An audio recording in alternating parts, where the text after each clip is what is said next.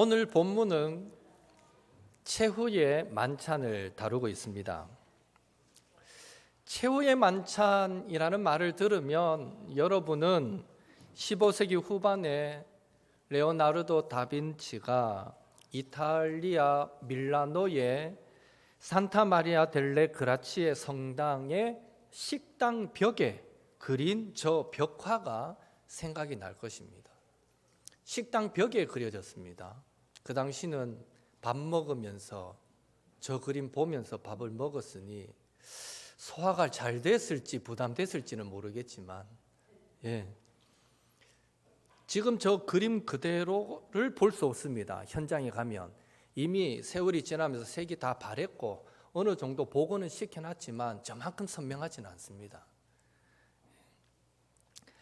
이 최후의 만찬은 아름다운 그림 작품이기도 하지만 예수님이 붙잡히시기 전 마지막 날 밤에 그 불길함, 그 불안함이 작품 속에 잘 묻어 있다고 합니다. 다음에 기회 되면 한번 유심히 보십시오. 그 속에서 어느 정도의 불길함도 불안함도 느껴지시는지.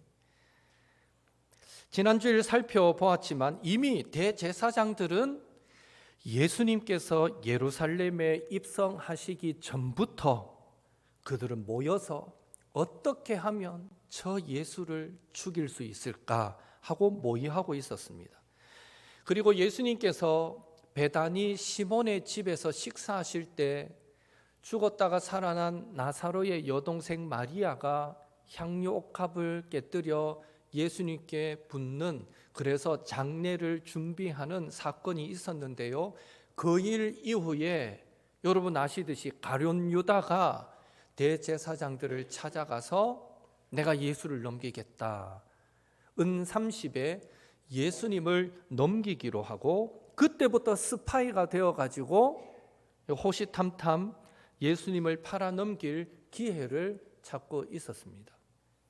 그 후에 예수님은 예루살렘에 어린 나귀 새끼를 타고 입성하시고 성전에 들어가셔서 환전상들의 그 책상과 비둘기 파는 자들의 의자를 다 뒤집어 엎으시며 기도하는 집인 성전을 너희들이 강도의 소굴로 만들었다 책망하셨을 때 결과적으로 자신의 기득권을 침해받았다라는 이유로 화가 머리 끝까지 치밀어 오른 이 대제사장들과 백성의 장로들은 그것을 계기로 다시 한자리 모여서 흉계로 수단 방법 가리지 말고 어떻게든 저 예수는 죽여야 된다, 흉계로 예수를 죽일 그 일까지 모의하고 있었던 것이죠. 이렇듯 유월절 절기를 앞두고 종교 지도자들은 예수님을 죽일 악한 계획을 세우고 있었고, 그렇게 분위기가 심상치 않을 때에 오늘 이 20절 이하에 보면 예수님은 12 제자들과 최후의 만찬을 행하셨던 것입니다. 제자들은 몰라도 예수님은 이 만찬이 제자들과 함께하는 마지막 만찬, 최후의 만찬이 된다는 것을 아셨습니다. 그 밤이 지나면 그 밤에 자신은 붙잡히게 되고 고난당하게 되고 그래서 결국 십자가에 못 박혀 죽게 될 것을 아셨기에 예수님께 있어서 이 만찬은 그 어느 때와 다른 의미 있는 만찬이었다라고 말할 수 있는데요. 오늘은 이 최후의 만찬이 가지는 의미가 무엇인가, 우리에게 주는 교훈이 무엇인가를 함께 찾으면서 잠시 은혜 받기를 원합니다. 첫째로 최후의 만찬은 섬김의 만찬이었습니다. 섬김의 만찬이었습니다. 최후의 만찬이 섬김의 만찬이었다라는 것을 우리는 두 가지 사실로 증명할 수 있습니다. 첫째로 예수님께서 최후의 만찬 자리에 자신을 대제사장들에게 팔아 넘길 가룟 유다를 참석시키셨다라는 사실이 이 만찬은 섬김의 만찬이었다라는 것을 증거합니다. 물론 동일한 내용을 기록하고 있는 요한복음 13장에 보면 예수님은 자신을 배반할 가룟 유다가 그 만찬에 참석하는 것을 두고 시편 41편 9절의 말씀을, 그 예언의 말씀을 이루기 위함이다라고 설명하셨습니다. 시편 41편 9절 같이 읽겠습니다. 내가 신뢰하여 내 떡을 나눠 먹던 나의 가까운 친구도 나를 대적하여 그의 발꿈치를 들었나이다. 예수님은 가룟 유다가 바로 이 말씀을 자신에게 응하게 할 사람이다라고 설명하십니다. 그러나 다른 한편으론 요한복음 13장 1절에 보면 예수님이 자신이 세상을 떠나서 이제 하나님 아버지께로 갈 날이 가까이 왔음을 아시고 세상에 있는 자기 사람들을 사랑하시되 끝까지 사랑하셨다라고 기록되어 있듯이 예수님은 진작에 가룟 유다의 마음에 사탄이 예수님을 팔아넘길 생각을 심었다라는 사실을 아셨지만 그 가룟 유다조차도 끝까지 사랑함으로 섬기기를 원하셔서 그를 이 마지막 만찬에 참석시키셨던 것입니다. 둘째로 예수님께서 마지막 만찬에 앞서 제자들의 발을 씻기셨다는 것, 세족식을 행하셨다는 사실이 이 만찬이 섬김의 만찬이다라는 것을 증거해 주고 있습니다. 여러분, 이미 구약시대부터 하나님은 자기 백성을 섬기시는 분이셨다라는 사실을 여러분 알고 계시는지요? 예수님의 이 마지막 만찬은 여러분 6월절 만찬이었습니다. 6월절 만찬.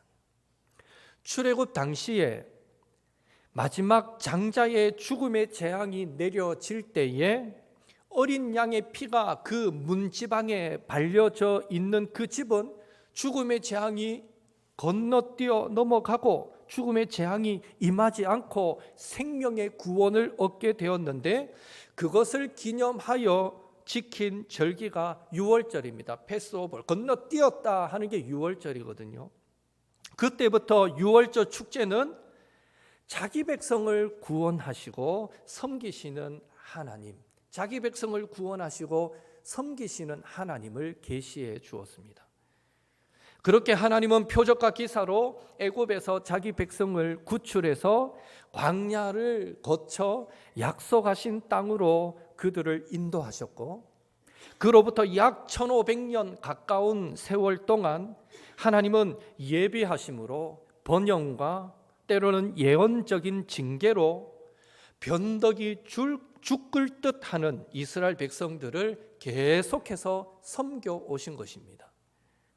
단적인 예가 호세아서에 나오는 호세아 선지자와 그의 음란한 아내 고멜과의 관계입니다.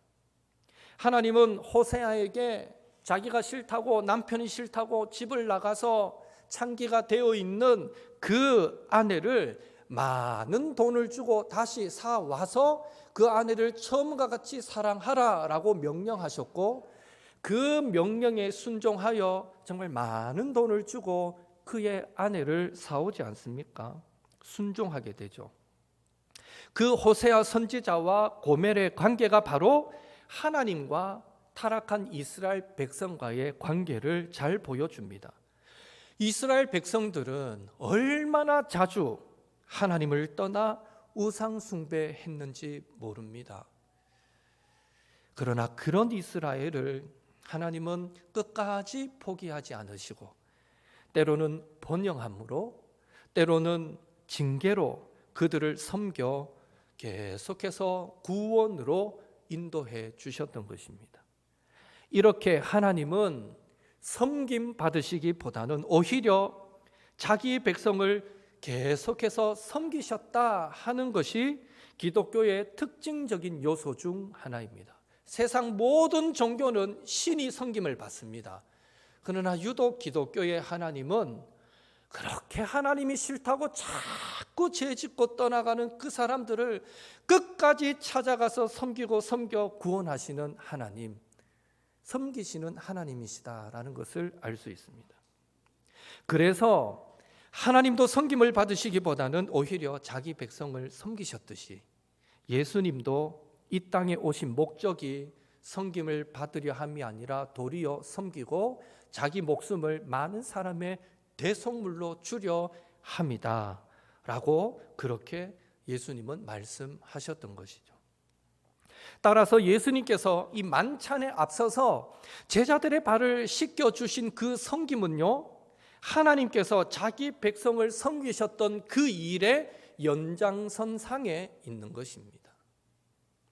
그런 의미에서 예수님이 주와 선생님이 되어 이 제자들의 발을 무릎 꿇고 제자들의 발을 씻기신 것은 그다지 그렇게 놀랄 일이 아닌 것입니다. 제자들은 놀랬죠. 어떻게 선생님이 우리의 발을 씻기십니까? 하고 놀랬지만 이미 예수님은 하나님 아버지가 이스라엘 백성들을 섬기신 걸 보았기 때문에 예수님도 그 하나님의 일의 연장선에서 그 백성들을, 그 제자들을 씻기신 것입니다.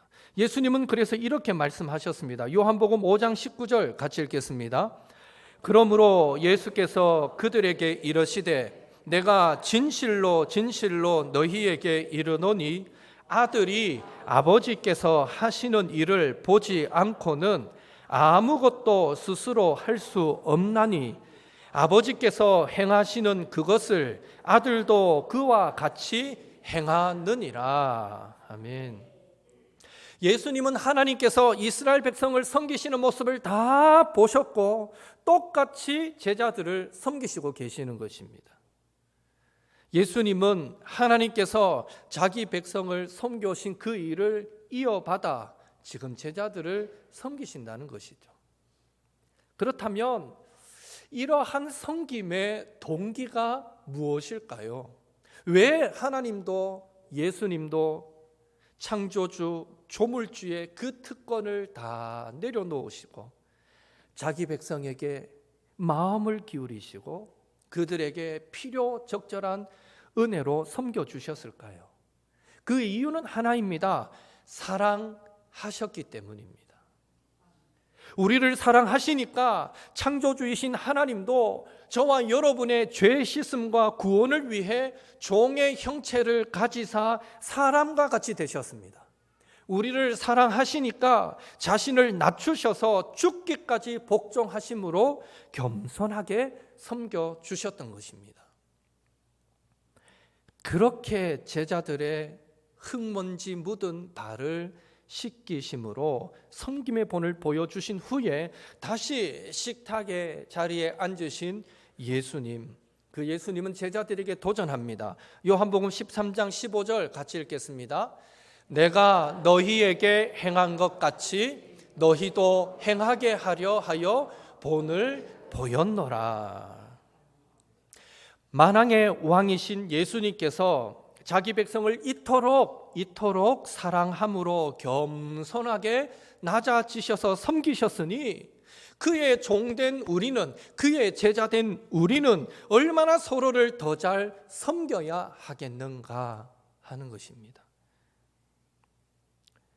미국 실로 수도 침례교회의 찰스 주니어 목사님은 오늘 이 본문을 가지고 설교하시면서 예수님께서 제자들의 발을 씻기는 그 섬김의 본을 보여주셨기 때문에 우리는 세족의 공동체다, 섬김의 공동체다라고 말하면서 그런 공동체가 되어야 하고 그런 공동체가 되기 위해서는 구체적으로 내가 도울 일이 있을까요? 라는 질문과 함께 살아가야 한다라는 도전을 주고 있습니다.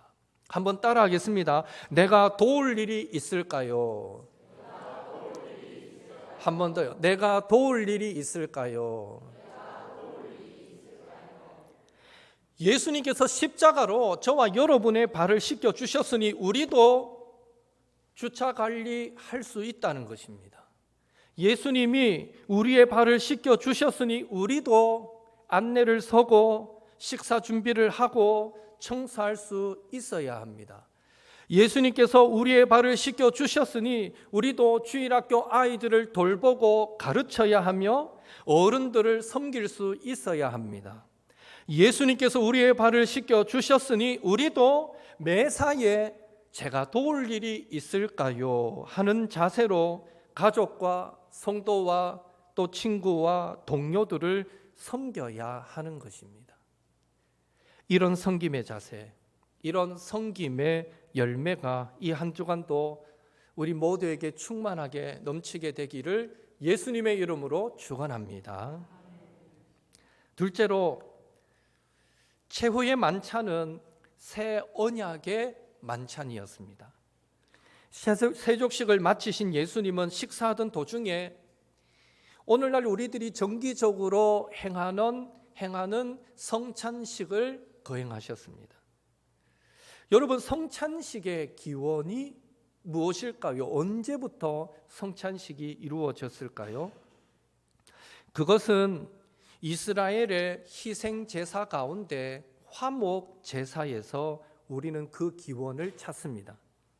레위기 7장에 의하면 화목 제사는 희생 제물 가운데 내장에 붙은 기름만 제단 위에서 불사르고 그 제물의 가슴 부위는 제사장에게 돌리고 우편 뒷다리는 그 집례하는 제사장에게 주고 나머지 희생 제물의 나머지 부분은 희생 제물을 드리는 자와 그와 함께한 가족과 친구들을 위한 식사 음식으로 사용되었습니다.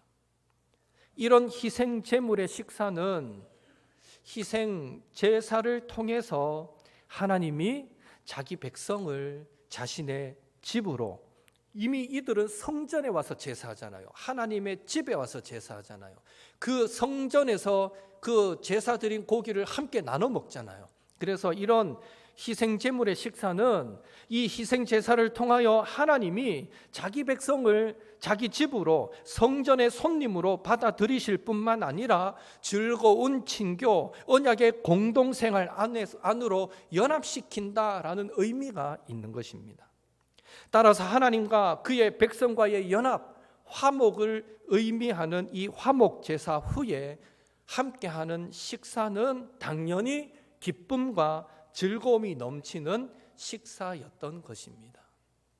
하나님과 내가 화목하게 되었다라는 것을 상징적으로 보여주고 있으니 그 식사가 얼마나 기쁨의 식사이겠습니까?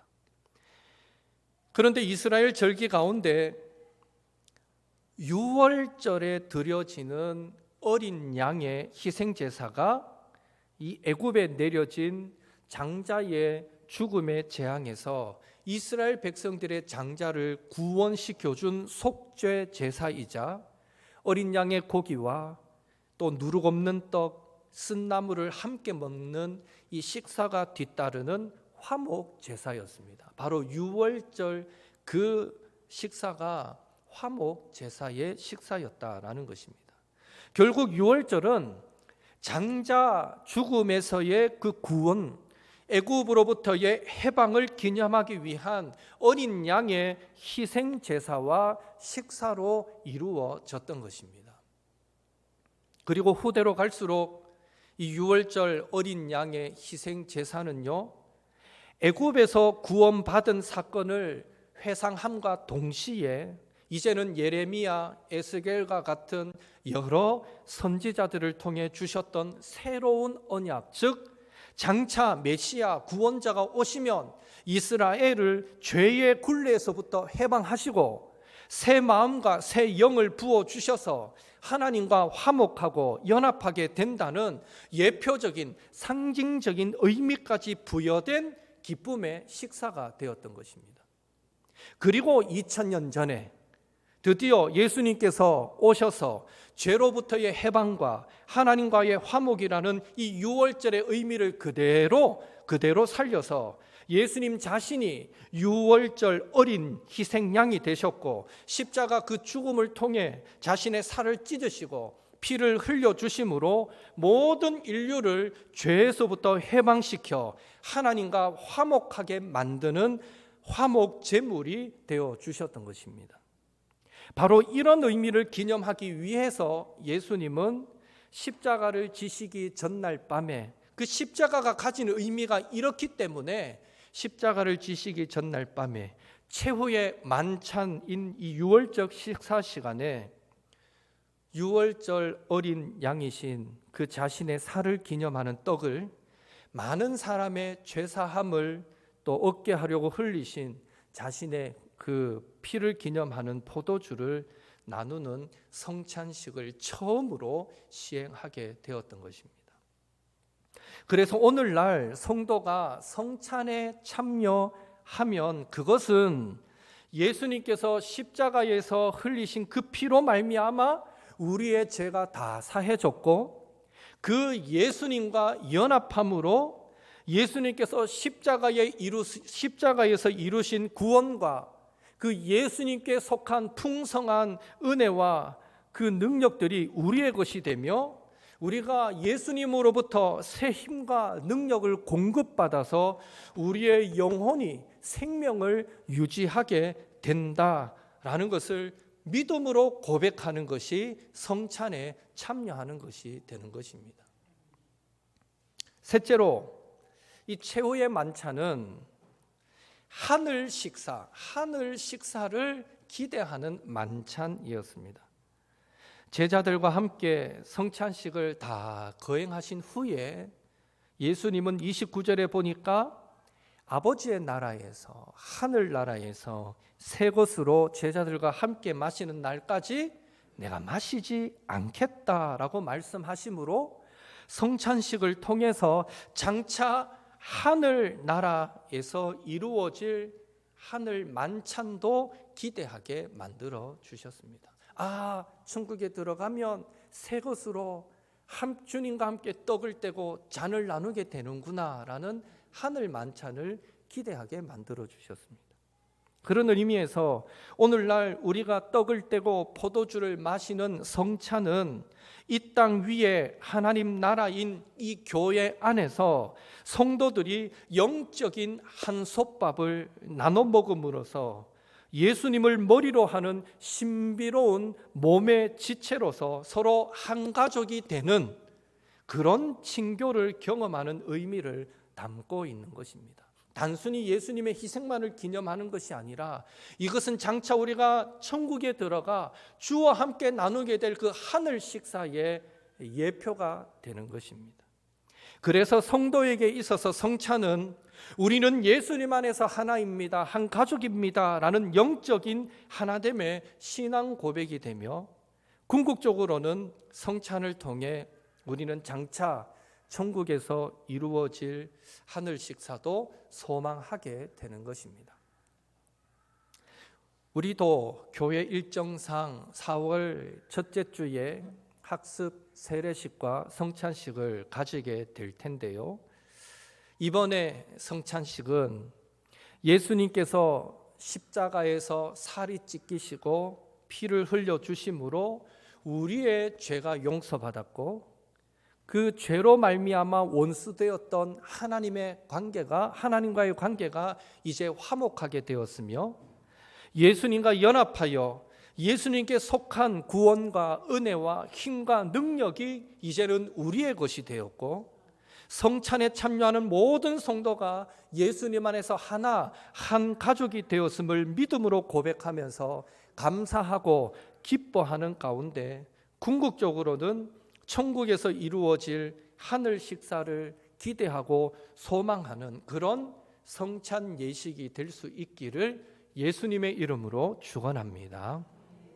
이제 간단하게 한 가지 더 생각해 볼 것은요, 30절 이하를 보면 이제 최후의 만찬을 다 끝내신 후에 예수님은 제자들과 찬미하면서 감난산으로 가셨다라고 되어 있습니다.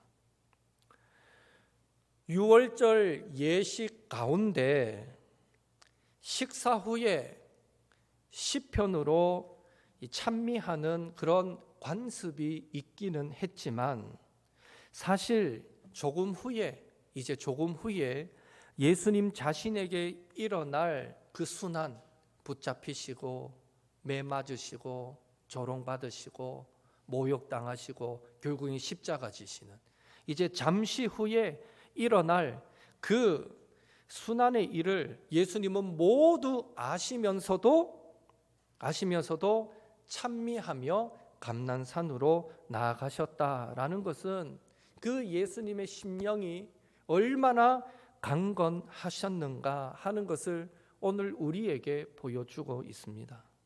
또한 읽지는 않았지만 31절에서 35절에 보면 예수님은 그날 밤에 자신의 제자들이 모두 자기를 버리고 흩어질 것을 예고하셨고, 그때 베드로를 포함한 모든 제자들은 내가 죽을지언정 절대로 예수님을 버리지 않겠다고 주장했지만, 예수님은 수제자가 베드로가 다 굴기 전에 3번 부인하게 될 것도 말씀해 주셨습니다.